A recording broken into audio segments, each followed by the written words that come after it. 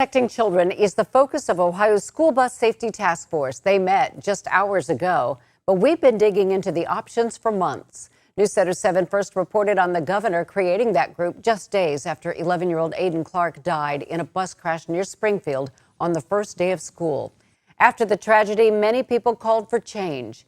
The ITeam's John Bedell looks into what the task force is considering to make our kids safer on the school bus. Yeah, there's two seniors in Troy, but 5 grandchildren. In school? In school today, yeah. The I-Team has talked to people in the Miami Valley about what they think Ohio's School Bus Safety Task Force should pay attention to. Well, I always thought they should have seat belts myself. Others think lighting on school buses is important. Especially when you consider there are times of day when they're driving kids and it's dark. In 2 months of work, the task force has reviewed state crash data that shows wrecks involving school buses represent 0.4% of all crashes in the state over the last 5.5 years.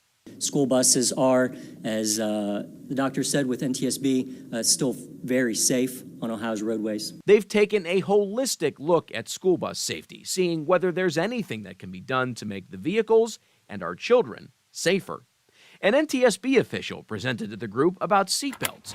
Last November, the federal agency renewed its recommendation that states should require all new large school buses have seatbelts. Ohio is not one of the states that requires them.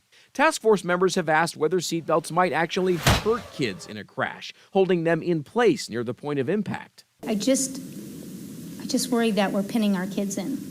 In the crashes we've investigated, when we've looked at the real-world outcomes, we've seen a benefit for the restraint system. They've also asked if children would be able to unbelt themselves quickly in an emergency. In all of your studies, have you come across any situations where the presence of seat belts impeded first responders or others from being able to get these kids out in case of a fire or water immersion? No.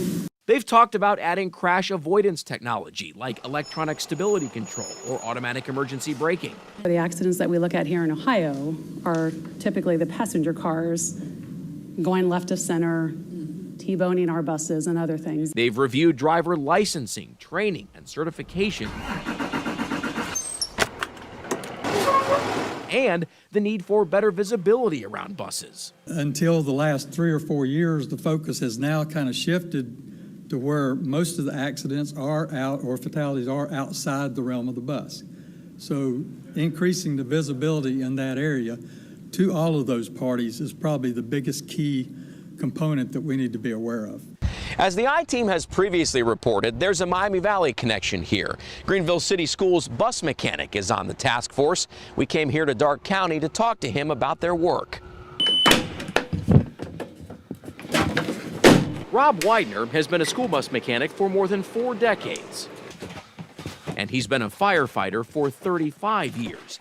He says the task force has kept an open mind about what they've heard, including whether the state should change its bus seatbelt requirements. We've had both presentations for and against, and it's kind of nobody's really said anything to the other for or against yet, and we've not sat down to make all of our final recommendations just yet. After tragedy in the Miami Valley, parents and grandparents have told the I-Team they appreciate the state's safety review. Absolutely. Anything for safety for the children. Absolutely.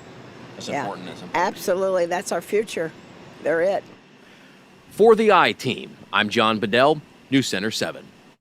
The I-Team asked Governor DeWine's office how would the state pay for the implementation of any possible recommendations from the task force. In a statement, his office said they don't want to speculate on recommendations or how they might be funded.